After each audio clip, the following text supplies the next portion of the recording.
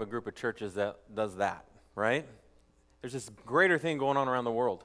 And our little corner here in Worcester, Ohio is a part of it. We're part of what God's doing across the planet. And I think that's awesome. Isn't that awesome? Yeah? All right, I want to be sure 9 o'clock's awake. You guys with me?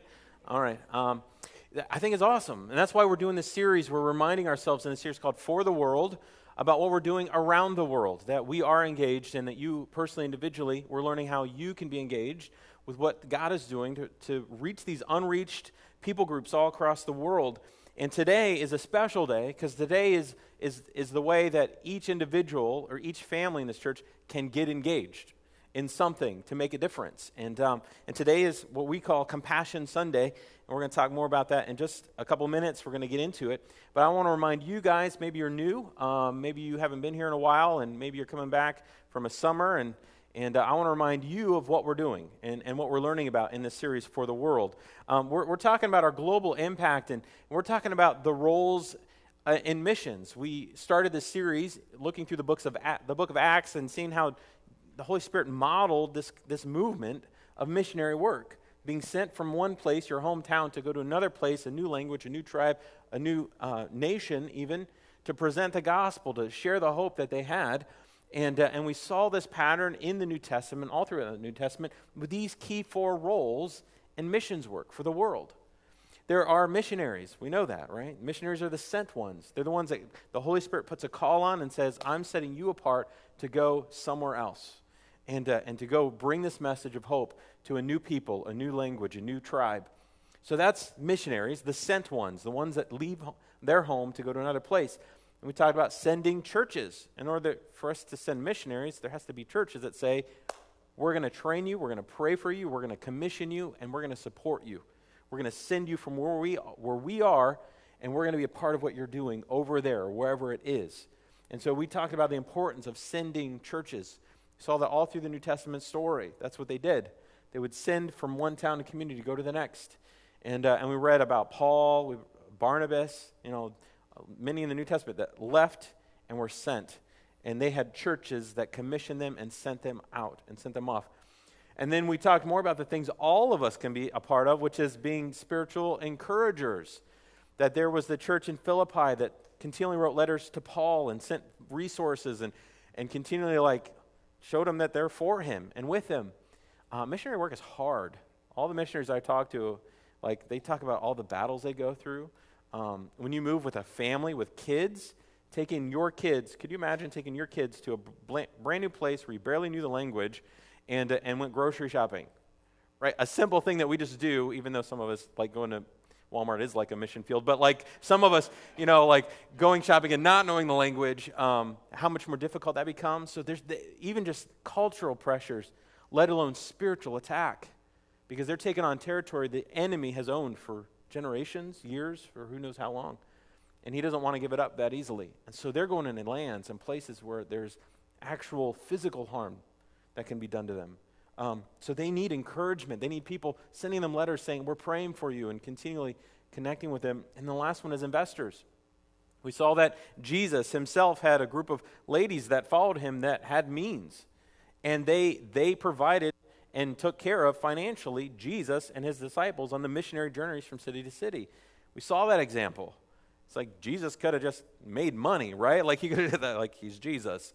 But no, he showed us a model. And the Apostle Paul, back again with the church in Philippi, they financially supported Paul so that he could focus on mission. So there needs to be financial investors, which is eternal investment, right? You want your dollar to go to heaven? That's how you do it. You invest in kingdom work. You invest in the gospel being spread. And that's when that happens. Because everything else, there's no U-Haul behind the hearse, right? We're not taking anything with us. But people matter. People matter. And so missionaries, sending churches, encouragers, investors. And so we're learning for us individually, what is your part?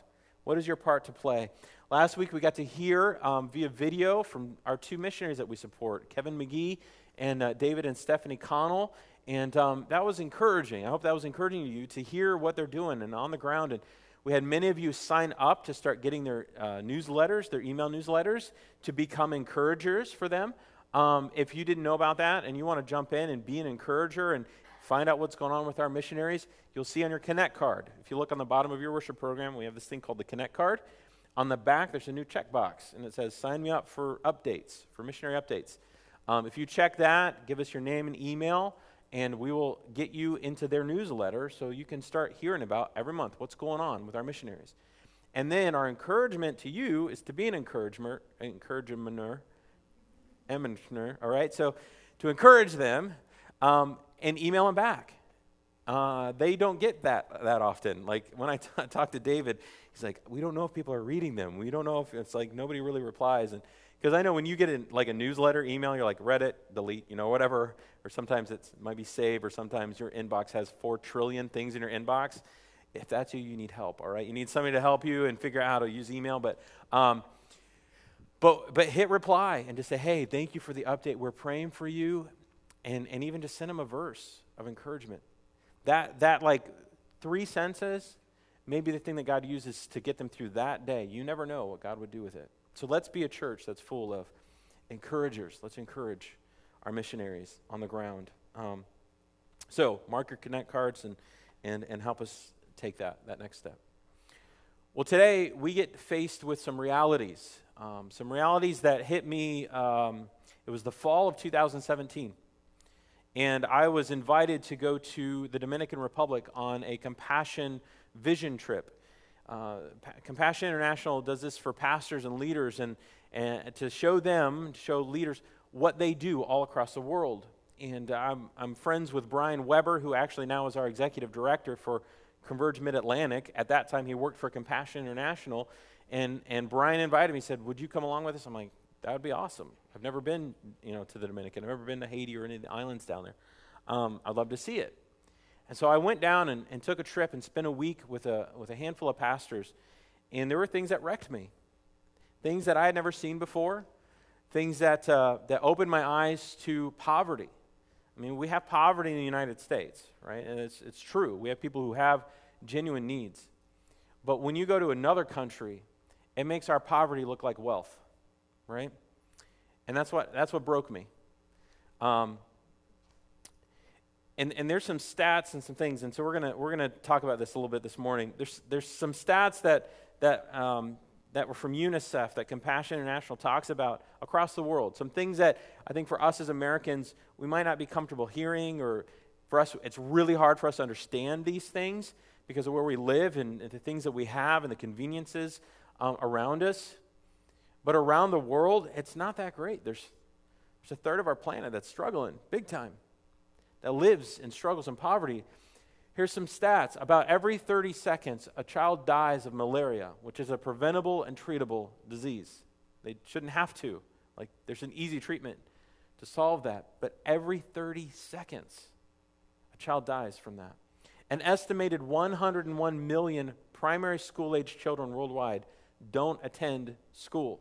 They have no way out of their situation. They have no way of getting education to learn what it could look like in their life. They're just there, and they're just living life in poverty. About 2.5 billion people live on less than $2 per day, making them extremely vulnerable to natural disasters, illnesses, food shortages, or instability of any kind. 2.5 billion. I mean, these are numbers that we can't fathom, right? It's hard to fathom that number. It's just crazy to think about when we think about our whole world living on 2.5 billion of them living on less than $2 per day. There are 22,000 children that die each day due to conditions of poverty alone. 22,000. Now, I'm going to try to help us understand at least that number. The other numbers are so big, it's like I can't wrap my head around it. 22,000. The population of the city of Worcester is 26,000. It'd be like almost the entire population of Worcester dying every day. Wow. I mean, does that kind of hit you? That kind of brings it home to me. Like when I was thinking about it and working on this message, I'm like, wow. God, what is going on in the world? This is crazy. 1 billion children, nearly half of the world's children, live in poverty. Hundreds of millions live in extreme poverty. 640 million children live without adequate shelter. And there are 1.1 billion people in developing countries without access to clean water. I mean, something that we're just spoiled with. I don't know how many faucets I have in my own house, and it's good water, right? How many faucets in this church building? How many faucets do you have in your house? Boom, you can open it and drink it. There are 1.1 billion people that cannot do that. The water they drink actually makes them sick. And yet they have nothing else. And so they live in this perpetual just sense of poverty, of brokenness, of pain. These are hard realities, aren't they? It's like, what in the world is going on? Why does this exist in this planet? It doesn't make any sense. We live in the wealthiest country in the wealthiest time of history. And yet this is real all across this world. There's something not quite right here. Something not quite right. It's interesting when I was in the Dominican talking to them and talking to David and Stephanie, who just moved there about 6 weeks ago. You talk to people in these developing countries where there is these realms of poverty. It's interesting in the Dominican, if you go to the coast, you have these beautiful, tourist sites. I mean, you've got like beautiful resorts. I mean, absolutely gorgeous. And people travel down there and they experience like, this is awesome. This is beautiful. And the thing is, that part is, and that's great. And then you go like 2 blocks behind that, and then you see this, right? You see the poverty and you see the hurt. Now, talking to the locals and talking to some of the compassion staff, I'm like, how do you kind of wrap your head around that? Like, here's luxury and like crazy next to poverty and brokenness. And they say, here's the thing, though, we need you to come. We need people to come because tourism is our main source of income. I mean, tourism is their main economy. So without that, then it would be devastating for the entire country. And so they say, no, come, enjoy, come here, because that supports these families. Even if it's people going down a lane and somebody buying something small from a shack, like that one purchase can probably take care of that family for a week. And for you, it was like just a couple bucks, So I'm like, man, how do you wrap your head around that? But the other problem is there's so much corruption in these areas. I mean, the government's corrupt, the police are corrupt, everybody's corrupt. So if you have money, you can pay people off. And but if you want to actually have things happen in a right way, you have to have money, or you're not going to get justice. You're not going to get what should be done rightly. I mean, we heard from last week from David. They shipped their car from the United States down there in a container, and then it's out on the ports, and they were hoping that they possibly could get their car back. Because you never know. Do you have enough money? You're talking to the right people? Like all that kind of corruption. And they prayed, and God opened the door, and they finally got their car. Some people never get that, right? Just corruption. So you wonder, what in the world are you doing, God? Like, where are you in this? Why is this happening? And what is God's heart in these situations, in these circumstances? And that's what I want to talk about this morning. Where is God in this? And then where are we in this? What part do we play in helping actually be a part of the solution to the problem that's going on around the world? I need you to know that God is there, and God is present. We're going to read a few verses, and if you have your notes, I have some fill in the blanks this morning for you to fill in the blank on your programs, and you can take notes, and as things hit you, I would always encourage you to just take extra notes. Like, that's why there's blank space on there, so you can write down your own things as God kind of speaks. You're like, wow, that kind of hit me, or you feel like God's saying something very specific to you. I would encourage you to write that down, and then go back to it later. And see what the Holy Spirit was doing to speak to you in that. In the Old Testament, in the book of Isaiah, chapter 10, we see God's heart for those who are poor. Actually, we see God's heart against those who are corrupt. And this is what it says in Isaiah, chapter 10, verses 1 through 4.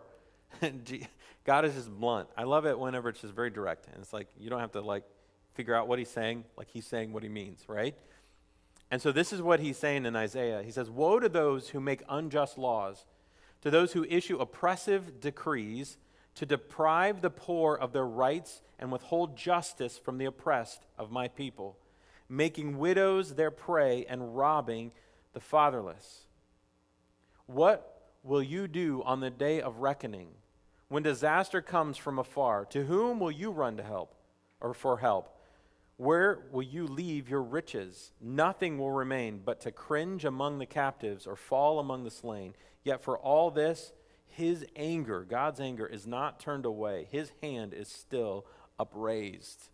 Wow. I don't know if you've ever been like warned by a parent, right? Like, you better, like, that's his picture. See, God is angry at poverty. He's angry when people are corrupt, when people take advantage of people in a lower position. It ticks God off. It says his hand is upraised. I mean, he's ready to smack you, right? He's ready to take you down if that's you, if you live that way. And I'm telling you, it's not going to be a good day for those who live in that land of corruption and take from and withhold justice from those who are impoverished, who have need, that they could do something about. Like, wow. So the first point is this: I need us to understand the heart of God in all this that we see across this world is that our God is a God of justice. Our God is a God of justice, okay? And it may not seem like that in the world we live in. It's like, but that seems unjust. It seems like the world is unjust. Broken people do broken things. Sinful people do sinful things. Lost people do things to hurt other people. And there is evil in this world. There are corrupt, evil people that are greedy, they're selfish, they care for no one but themselves, right? And one day, they will have their justice, is what Isaiah is saying. One day, they will be before God, and he's going to say, well, where's your help now? Where's your wealth now? Where's your power now? It's gone. And now you're in front of me. This isn't going to go well, right? Like, that's what God is saying. Like, God's heart breaks for those who are poor, who are in poverty, those who are oppressed. God's heart is there, and he will bring justice. Sometimes it's in our time. Sometimes it's while we live, and sometimes it's not till the end. But I just know God will be a just God, and God will show justice to those who have been oppressed. And he will raise them up, and he will lift them up in his presence. But those who are unjust, those who are wicked, those who prey on and rob from the fatherless and the poor and those in poverty, they're going to have their day. They're going to have their day. And it's not going to be a good one. So God's heart, number one, is that he is a God of justice. He's going to do what's right. And he's going to make sure that happens. Now, he's not only the God of justice, but we see that God has a heart for those who are in poverty. There's over 500, I think it's over 550 verses about God's heart for those who are poor. 550, that's a lot, just so you know. Like, that's a lot of scripture about God calling the Christ followers up, calling what his heart is for those who are in need. And we see that God's heart isn't just for justice, but in Leviticus chapter 19 in the Old Testament, when God was teaching the Israelites. I mean, the Israelites were God's people, but they were clueless in a lot of ways. You know, when they came out of the land of Egypt, he gave them the 10 Commandments, top 10, right? And those 10 Commandments were all about how do you relate with God and how do you relate with others, and how do you do that in a way that honors God, right? And then he continued to give them these rules and laws because, I don't know, maybe they just weren't that smart, you know? Like, they just couldn't figure some things out. And so we have these whole books of the Bible that are all these rules and laws, like, okay, this is what I want you to do. But in those laws, we see God's heart for people. And in them, in Leviticus chapter 19, we see God's heart for those who are in need, those who are poor. See, there were times where those who had much or had land, they would go out and harvest their fields, and they would fill their barns, and they would take care of their families and even their servants and all that kind of stuff. And when they would do that, God said, now here's an extra instruction. And this was the extra instruction in Leviticus 19. Verses 9 and 10 says, when you reap the harvest of your land, do not reap to the very edges of your field or gather the gleanings, which is the leftovers, of your harvest. It's that stuff that they didn't get on the trailer, right? You've seen the fields like that. There's some corn left over. He says, do not go over your vineyard a second time or pick up the grapes that have fallen. Leave them for the poor and the foreigner. I am the Lord, your God. So when he ends a sentence like that, that's like, pay attention to what I just said, right? He's like, I'm God telling you to do this. I'm God saying, take care of the poor. Take care of those that don't own the fields. Take care of those that are from other lands that are traveling through, that need help because they don't have anything. Take care of them, the foreigner and the poor in your community, and let them pick up what's left over in the field. Let them harvest that corner over there. Let them pick up the grapes that fell on the ground or those that you didn't see, and let them be provided for. It's what we need to understand about God. He's the God of justice. But God made a way for people because he's the God of provision. He's the God of provision. So many scriptures about generosity in Scripture, right, in the Bible. And we see that our God is a generous God, isn't he? I mean, a God that gives his only Son that we may be saved. Like, that's pretty generous. And we see that heart for us, his generosity over us. There's a passage, and I don't have it in your notes or anything, but in the book of Matthew, I believe it is, where Jesus is encouraging the disciples and people listening. He says, don't worry about stuff. Like, don't worry about where you're going to eat, where you're going to sleep, what you're going to wear. He says, look at the fields, look at the birds. Like, God takes care of all of them. They don't have a need. And don't worry, God will take care of you. Instead, he says, store your treasures up in heaven, because where your treasure is, there your heart will be also. He's saying, treasure the kingdom of heaven. Treasure God's things. And all that other stuff, he'll take care of you. He'll give you what you need. I know in my own life, our own family's life, there have been many, many a time and season where we had nothing. I have a picture, and I found it the other day, of our refrigerator that had a half-gallon of milk and ketchup, and that was it. I wanted to take a picture of that moment because I wanted to be reminded, okay, God, even when we had that, we ate that day. I don't even know what it was. We didn't go without anything. And we had young babies at that time. It's like, God always provides, always has, and he always will. And our God is the God of provision. And here's the thing, he asks us, those who have much, to bless those who have nothing. And that's his way of being generous through you. Man, he wants people to be a conduit of his blessing, a conduit of his resources in the world. See, the problem with global poverty is not God's provision, it's human distribution. Did you guys hear that? The problem with global poverty around the world isn't a lack of God's provision, it's a problem of human distribution. We live in a country, I don't know if I want to go there. Yeah, I'll go there. Ready? All right. I mean, we do. We're so spoiled. We live in a country where we have so many things. 85% of people who have two-car garages can't park their cars in it. Why? Because it's loaded with stuff. Isn't that crazy? Right now, half my garage is full of stuff, and I'm like, oh, that's guilt, right? Like right there, I'm feeling guilty. I'm like, ah. So does that mean I should clean it out so I can park my other car in it? And then I feel like I have more cars, and it's like, ah. So it's like you can like be overwhelmed with guilt, and that's not the point, okay? I'm not trying to overwhelm us with guilt. I'm just trying to like paint a picture of reality. It's very interesting that, one of the stats I just read is, I forget, I want to actually look at it. 640 million children live without adequate shelter. 640 million children don't have a proper place to live. In the United States, the storage unit business is a $38 billion industry a year. We spend $38 billion to store our stuff that we don't have room to put in where we live, and yet there's 641 million children that don't have a proper place to stay. Do you see what is going on?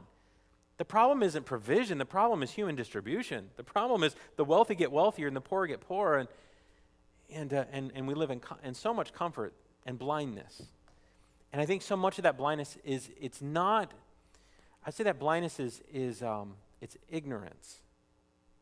And ignorance isn't a bad word. It just means we don't know what we don't know, right? And we don't see what we haven't experienced. And I would encourage you at some point, if you can, at all possible, go somewhere where God would wreck you. Go somewhere where you can see some people that have way more need than you and see what God might do to help you be an active part of helping those people. That's why as a church, when I came back from the Dominican, I said, we're doing something. We're going to be a part of this somehow. We're going to be part of making a difference and investing as a church somehow to help be a part of the distribution of the resources that we have. I think sometimes the problems and the numbers and the stats, they seem too big for us to make a difference in, right? They just seem too big. And if there's one thing I've learned is that when something's too big for one person, it means that we need to invest in whatever the small is that we can. Because when you get a bunch of people doing the small, it turns out being pretty big, doesn't it? And so we as a church have engaged to help solve this problem in one region, in one community, in one town in the Dominican Republic. The small village, it's not really a small village, it's a village, it's a coastal community that's a beautiful, on the coast, it's beautiful. Resorts and all sorts of things. But one step back, there's this place called, I think it's called Barrio George or something like that. And it's where so many of the people came who were very, very poor, trying to find jobs in the plantations and sugar mills. And in this community, these families live in just absolute poverty. I mean, it is like the metal shacks and just living day by day. What can we get? And then in the middle of this community in La Romana, Dominican Republic, there's these churches that are doing God's work, and they're preaching the gospel, and they're partnering with Compassion International to develop these compassion centers. These compassion centers, I love what Compassion International does because their mission is to be a part of God's justice and God's provision. I mean, that's what they're all about. Their partnership, this is their mission statement. They want to release children from poverty in Jesus' name. That's what they do. They partner with the local churches in that community and local churches in the United States to get involved, to invest in that church, to create this center where children from that community can come and have a way out, to have a way up. See, we think poverty so often is a physical problem, but I'm telling you, poverty is it's a mental problem. For so many of these kids, they know no other way of life. They don't understand that there could be anything different. They haven't been educated, they haven't experienced anything, but this is just life. And so they live in this cycle, generational, which is over and over again, this is just how it is. There's no way out. Well, when these kids come to these compassion centers throughout the week, they see there could be something different. They see they can have hope in a way that they didn't have hope before. Man, I had so much fun going to these centers. We went to 3 different centers in the Dominican when I was there traveling, and one was all wrapped around music. And I'm like, oh, this is my thing. Like, this is awesome. And they brought these kids off the streets in one of the toughest part of Santo Domingo. And so these kids would either be drug dealers or prostitutes or fill in the blank. That was the destination. And they bring them in. They teach them how to play instruments. They teach them how to sing.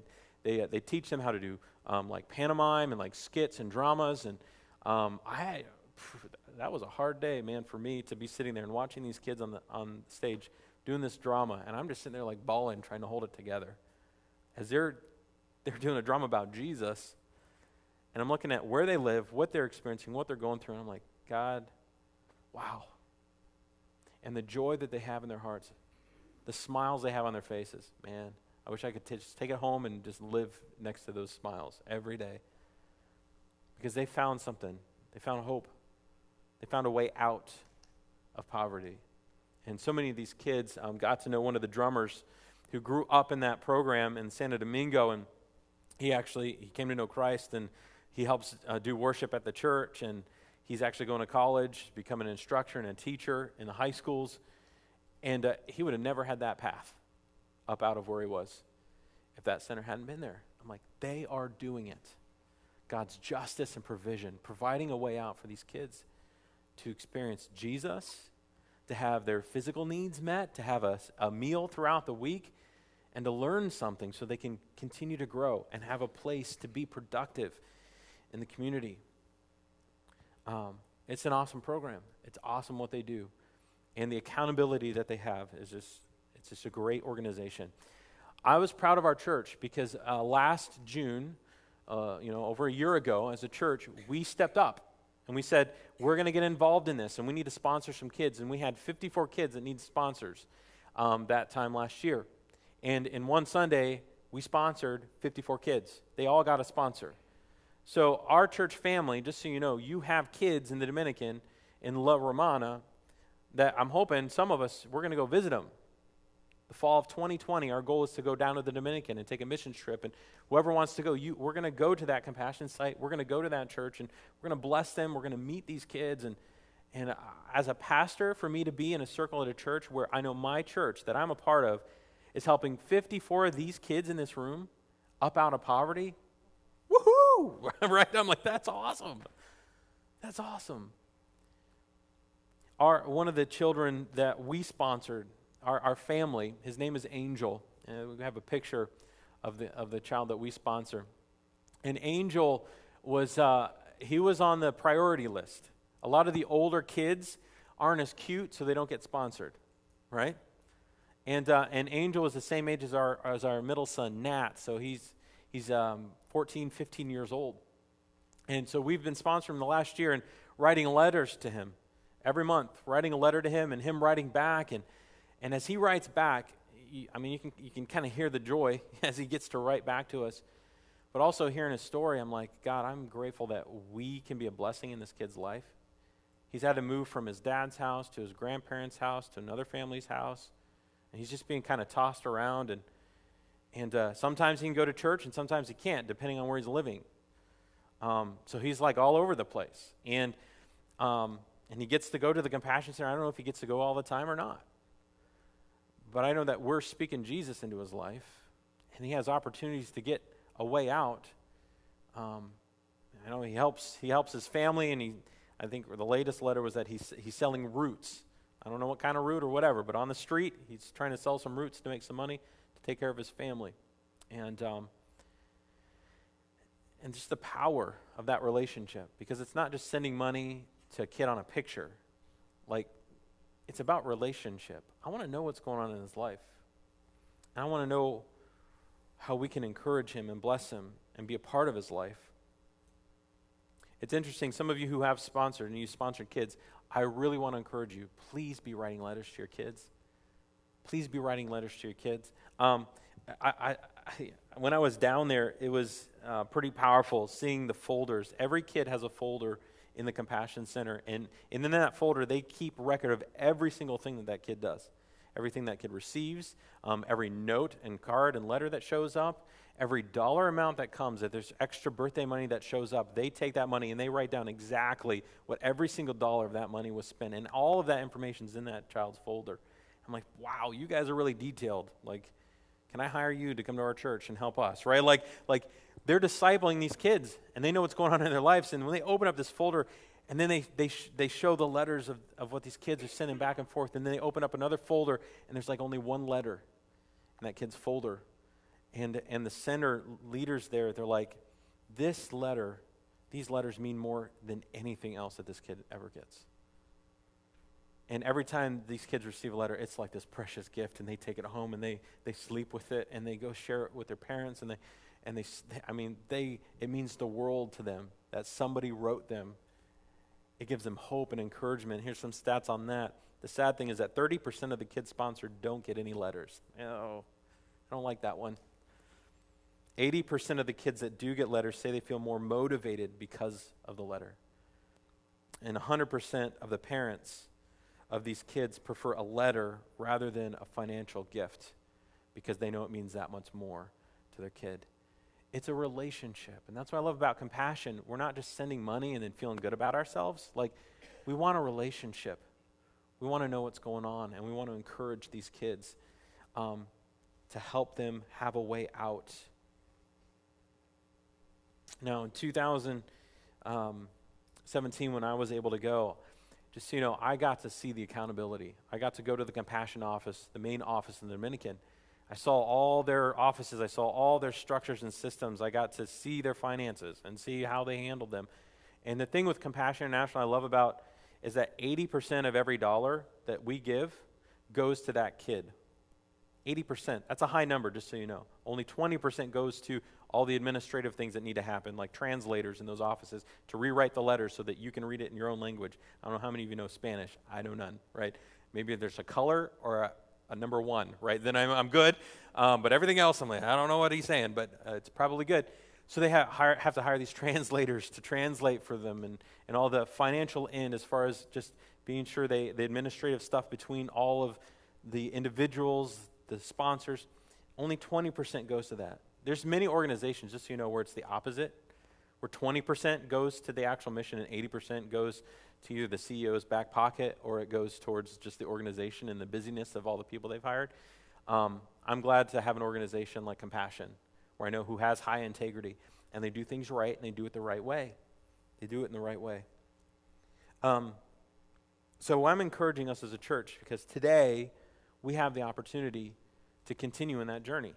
And some of you who haven't been a part of our church, and maybe you weren't here last year when we did that, you can start sponsoring a child and be a part of somebody's story of God's justice and God's provision.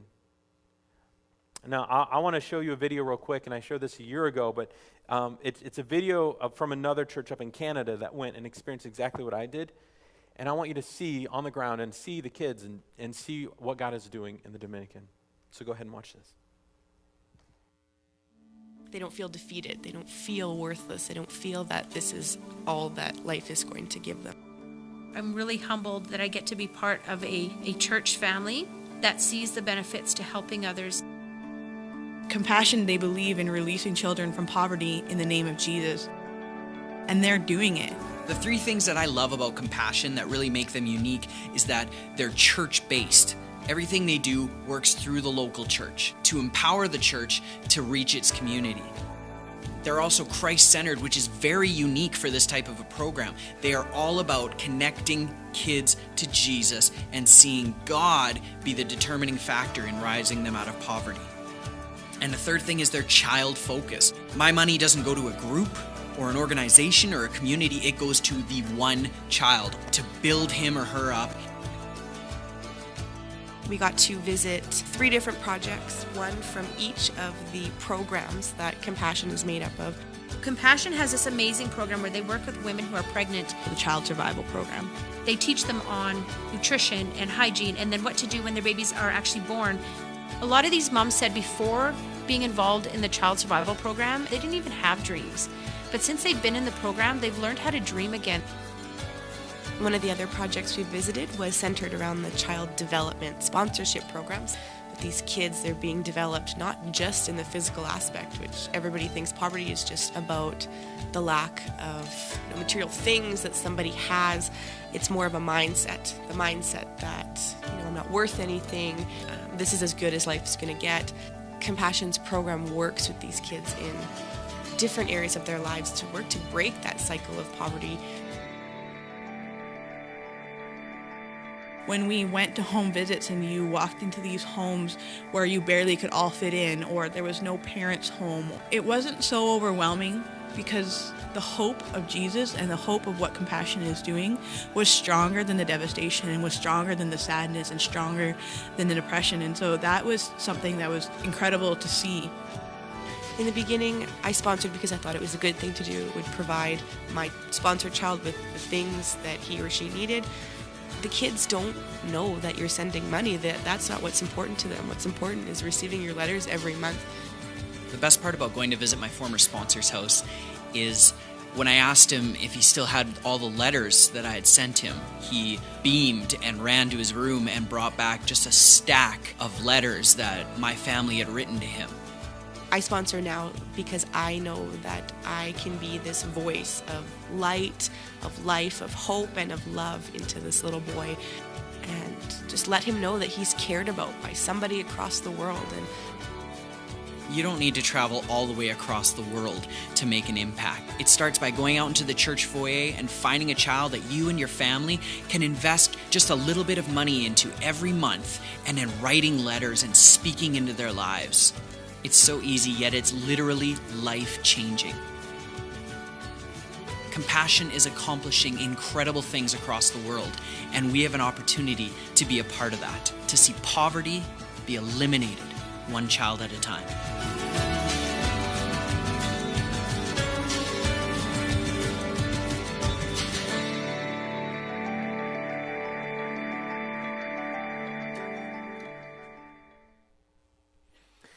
It's pretty awesome seeing what God can do that with, honestly, such a small investment on our part. Well, I'm just going to offer the opportunity for us as a church to step up. Talking to the Compassion leader for our area and district, he got a hold of me last May, and he said, He asked if we'd be willing to sponsor more kids at the same center. And I said, well, how many are there? At that time, he said there might be about 50 more kids that need sponsored. I'm like, wow, 50 kids.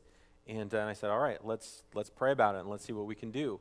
And so we've been talking back and forth about that for a little bit, and I got to meet him at a conference I was at and talk to him a little bit more about it. But what ended up is that there are 30 kids that still need sponsored in the center that we already sponsor, 54 kids. And so my hope is that as a church that we can step up and sponsor all 30 of those. And so we're going to take that time to respond just a little bit. You're going to, if you want to do this, and I'm going to give more instructions, you'll see 30 pictures, actually 29 because I already grabbed one. So there'll be 29 pictures of kids right out there in the lobby hanging up on the wall. And as you look at the kids' pictures, sometimes God kind of stirs in people's heart like, this is the one. This is the one I'm supposed to help and build a relationship and sponsor. And sometimes it's just, I'm going to go grab one. And no matter what, I'm just going to ask you, if you're able to, grab one. Start that relationship with one of these kids. I was proud of our oldest son, Grayson, because I felt the call, like, we should sponsor another. I mean, we have means, we can do it. We're financially, like, it would be easy to do. Like, and so it's not even a sacrifice. I'm like, well, is that enough then if it's not even a sacrifice? But I felt like we should sponsor another kid. And so I was going through the packets on Friday and got to the very last packet. And for me, it was like one of those God moments, like, this is him. You're supposed to sponsor this one. And as I looked at the picture, I don't know if you know our son Grayson. He's about a foot taller than me and like a beanpole, all right? So like that's how he's wired. He's just this tall, skinny kid. And then I look in this picture, I'm like, this is Dominican Grayson. Like, he's just this tall, beanpole, skinny kid who was born a month after Grayson. He's the same age as my son. And I know where he's living, and I know what he's experiencing. And I went home and actually talked to my son Grayson, and I said, would you sponsor him? Would you be the one responsible for him and writing him letters? And it was about a 2-minute conversation. He says, yeah, I'll do that. And he was like, so do you want us to like pay for it? And he's like, no. I'm like, okay, that's awesome. And so he's sponsoring him, buy it with his own money, with his own allowance, and he's going to write him letters. And so I want to encourage all the young people in this room, you can do it too. Wouldn't it be cool if you had a brother or sister in a different land that you get to go visit at some point? And so I'm just encouraging, whatever it might be, whoever might do it, the cost is low. It's $38 a month to sponsor a child, to provide them all that they need in these centers. Now, those of you who have already sponsored kids, I'm not making you feel guilty to go, okay, now you go get another one and get 2 more, or you're going to hell. Like, we're not doing that, all right? That's not how it works. But what I want you to do is just pray about that. And those of you who haven't sponsored a kid, and maybe for you financially, like, actually it would be a stretch. It would be really hard for us right now. Then don't do that, okay? We're not pressuring you to do it. If you don't have the means, don't do it, okay? You can respond by being an encourager, right? You can be the ones that write letters to our missionaries and those kind of things and still be involved in what we're doing around the world. Don't feel guilty, okay? I don't want you to feel guilty with that. But for those of us who can, and those of us who have the means and have the time to build a relationship like that, once a month, taking 20 minutes to write a letter to somebody, that would mean the world to them, literally would mean the world to them, can be a small investment for just a huge impact in that community. And so after we're done here, you can do that. You can go out. There will be pictures hanging up on clips, and you can grab that picture, and you're going to take that picture to the table that's sitting there. Jess will be there, and she has the packet for that child. Each child only has one packet, okay? So that's the only packet that exists for that kid. There's not other packets at other churches or anywhere else. That is that kid's packet. And so you can then fill out the form, and you don't have to pay today. You can fill out the form, and then we will mail that and send that back, and then you get to keep the picture and the rest of that packet and start that relationship. And there's instructions on how to do that inside those packets. So if you're willing to do that, that would be your next step this morning, and you can do that there. If there's not room to fill it out there, you can use the cafe and those kind of places to do that and to respond. But all I know is that God's challenging us. He's challenging us to continue in this solution, being a part of the solution as we are living for the world. See, compassion, it's not just a feeling, right? It's your last fill in the blank. Compassion always has a corresponding action. If you're moved with compassion in a situation, it means you probably should do something to be a part of it. And that goes with any relationship, right? That goes, if you have compassion for somebody that you're next to or close to, what's the action to move into that? And for us, this compassion, if you feel moved to it, act, give, and be a part of what God's doing. See, Ephesians 4:28 is a challenge to all of us. It says this: anyone who has been stealing must steal no longer, but must work. Now listen to the heartbeat of working, okay? This is to the Christ followers. It says, but they must work. Why? Doing something useful with their own hands, that they may have something to share with those in need. Like the call isn't so that they can collect and have more of what they want. It's work, earn, be a hard worker so that you can bless others. You can show the character of God in generosity. And that's what the chance and the opportunity we have. Now we're going to respond, and we're going to take some time, let God continue to speak to each of us, and we're going to respond in worship. And we're going to sing the song we sang earlier, Reckless Love. Because when we think now about other people who have needs in the world, when we think about compassion, I want us to let that be on our hearts when we're singing and worshiping to God as we respond. And so would you all stand with me as we kind of take this time to respond and worship together. God, I pray that you would move us with compassion, that we would be a church and a people. I already know we're a generous church. We're not rich, we're not wealthy, we don't have means beyond what we have, but God, you have blessed us to be generous. You have blessed us to give when we can. And I pray, God, that as a church, that you would lead us in this time of response, that you would help us to see the one that is lost, to be moved for the one that we're supposed to be involved in and build relationship with. And God, if it's a child to sponsor, that we would take that step today, because we know that you ran after us, the God of justice, the God of provision, the God of love, and you're running after others, and we want to be right behind you in that process. So just lead us as we respond and worship this time.